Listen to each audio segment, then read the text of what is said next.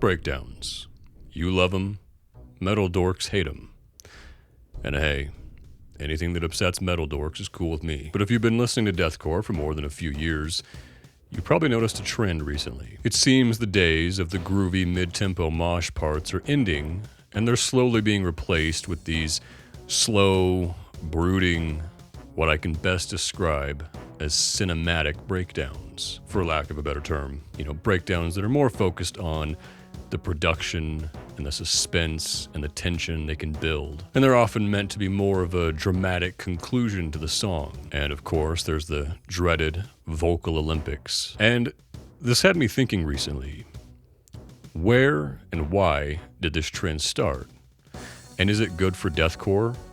Or should we go back to the old school style of breakdowns? So with that, let's start by going over the history of the breakdown and figure out just how we got here in the first place. And before we begin, I want to mention that I've created a playlist featuring all of the bands that I've talked about in this video, plus some extras. You can find that linked in the description.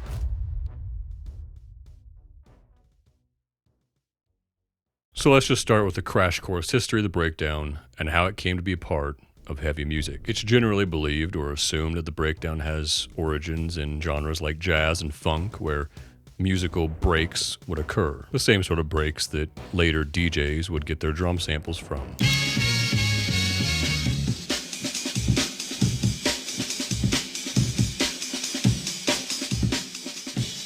The first instance in what you could probably call a breakdown or a sort of proto-breakdown would be in 1973's Sabbath Bloody Sabbath.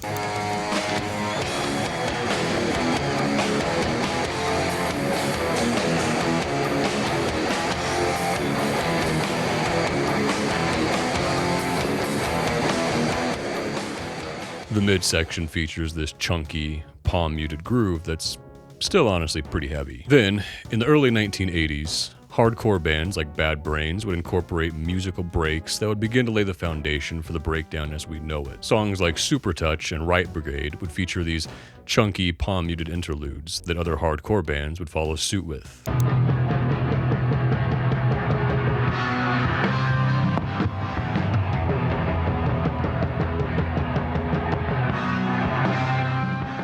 The breakdown as we know it now would really find its place with thrash bands like Slayer and Metallica, notable songs being One and Raining Blood.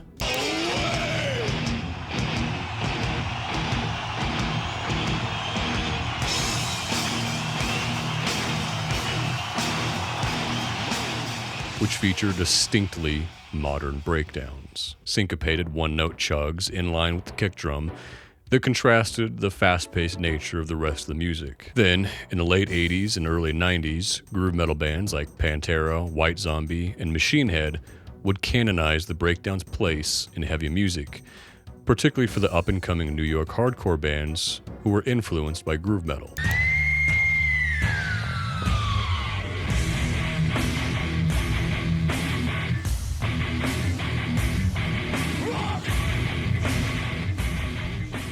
Bands from the scene included early metallic hardcore bands like Earth Crisis and Integrity, and beatdown hardcore bands like Bulldoze and Marauder, who made breakdowns a staple part of hardcore music, with pretty much every song having a breakdown, or even mostly just being breakdowns. Tell me what you got, you know, fuck this place up, this is your fault.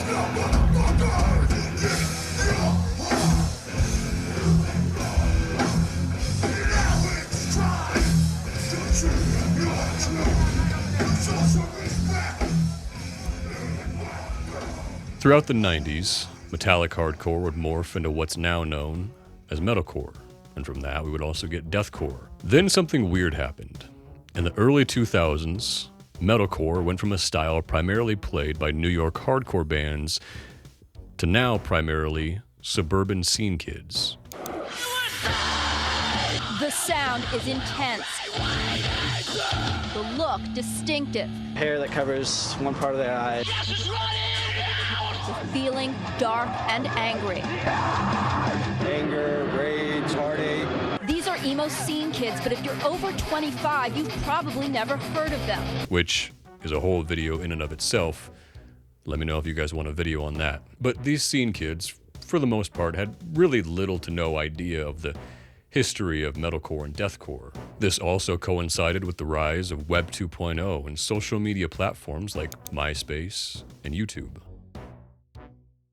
And it's here where I think we start to see the very beginnings of this cinematic breakdown. These scene kids were obsessed with brutality, and breakdowns were a perfect outlet for that. Breakdowns started to become not just a groovy midsection, but a sort of focal point of the song. There was still groove, but a lot of these songs do kind of feel as though they were written around the breakdown. And you would see bands doing things like including movie quotes or jokes. So, Frankie, what did you do?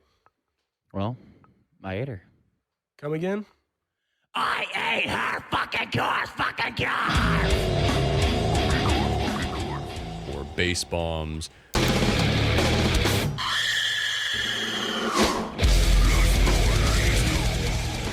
Or stopping the track entirely to build suspense.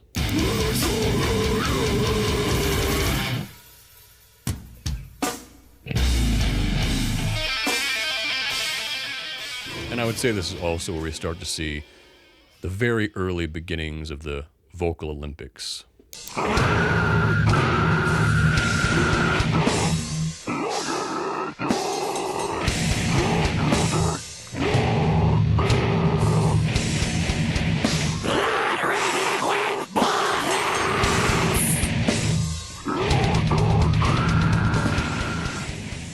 An arms race had been created. On top of that, creating and sharing breakdown compilations became a favorite pastime of scene kids, with videos like Top 10 Most Brutal Breakdowns and Top 5 Gayest Breakdowns.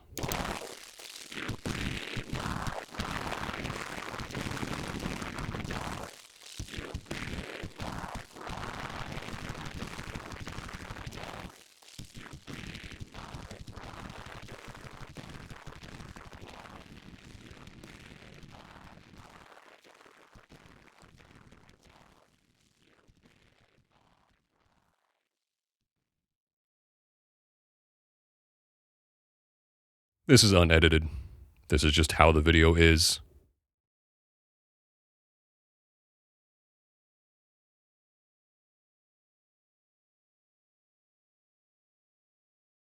Anyways, by the turn of the decade, MySpace and scene culture had more or less died off. On a side note, it's kind of interesting how short the MySpace era was relative to how influential it was. It was like 5 years tops. By this point, most of the metalcore and deathcore bands that had popped up on MySpace were no longer a thing, and just a few were left standing. Whitechapel, Bring Me the Horizon, Suicide Silence, Asking Alexandria. But then in 2012, a couple of British lads popped up on the scene. Now they had played in some MySpace-era bands like The Deceased Remains and As the Blessed Fall, but they didn't really take off. Then they launched a little project known as Infant Annihilator.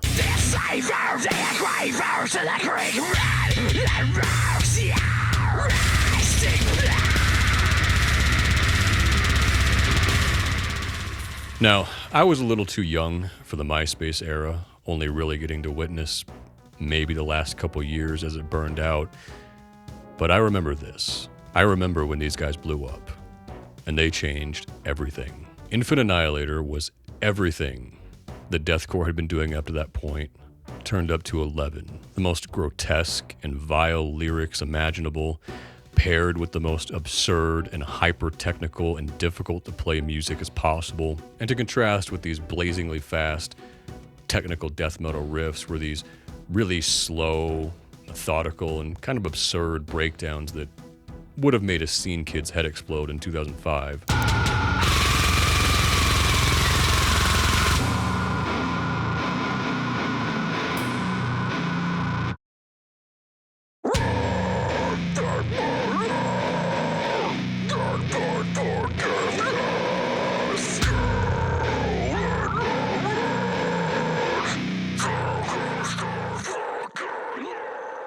Their debut album, The Palpable Leprosy of Pollution, to this day includes some of the best cinematic breakdowns that deathcore has seen. And for me, as someone who is just starting to get into truly heavy music and as a sort of musical adrenaline junkie, I was hooked. And they wouldn't stop there.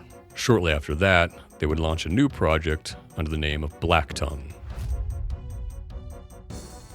And as someone who leans more towards the sludgy and doomy side of things, this was an instant hit with me, along with all the other down-tempo deathcore bands that were popping off at the time. Side note, does anyone know what Scott Rudd is up to these days? I hope he's still getting work. Back to the topic. Aaron and Eddie would continue perfecting these cinematic breakdowns with Black Tongue, and again, I would say with their first 2 EPs and their first album, they have some of the best cinematic breakdowns in deathcore. The duo really knew how to build suspense and release the tension, sometimes over and over again. And naturally, over the next decade, a lot of bands would begin to try to imitate what Aaron and Eddie had already perfected. Most notably, in recent years, Lorna Shore have absolutely blown up, in part due to their breakdowns. And Will is obviously very heavily influenced by Dickie Allen's work on Infant Annihilator. And so, this is where we get to the questions part of the video.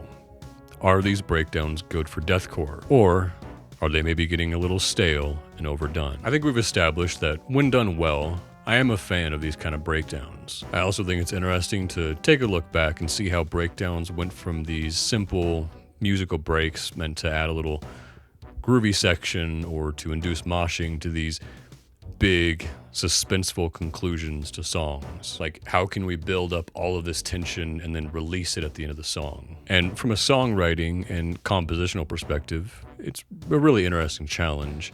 And I think it has a lot of merit. And in a lot of ways, it sort of reminds me of video game and movie scores, you know, like a Hans Zimmer piece that's meant to pair with a really suspenseful scene. That being said, I think these breakdowns do need to be done really well for them to work. And if not done well, they can get pretty tiresome. The duo who popularized them and pretty much cemented their place in modern deathcore already perfected them. So I think doing a worse version of what they did in 2012 just doesn't cut it. And I also think it can get a little monotonous with every song trying to have the biggest breakdown possible, seemingly just for the sake of having it. And there's also this react element that I don't know if I'm too fond of. You know, a lot of these breakdowns feel like bands are trying to get react videos or TikToks made about the breakdown. And I don't know if I love it. Now I know you're thinking, well, how is that any different than scene kids making breakdown compilations? But I think there's a sort of charm to suburban teenagers discovering this crazy new form of music and these new social media platforms and trying new and interesting stuff and breaking ground, you know, versus grown men making cheesy react content to music that was made in multi-million-dollar recording studios. But I don't know, maybe that's just me. So that's been a little look at the history of the breakdown and how we got to where we're at now. And as always, I'd love to hear your thoughts down below. You can watch my other videos here, or you can follow me on these platforms here. Peace.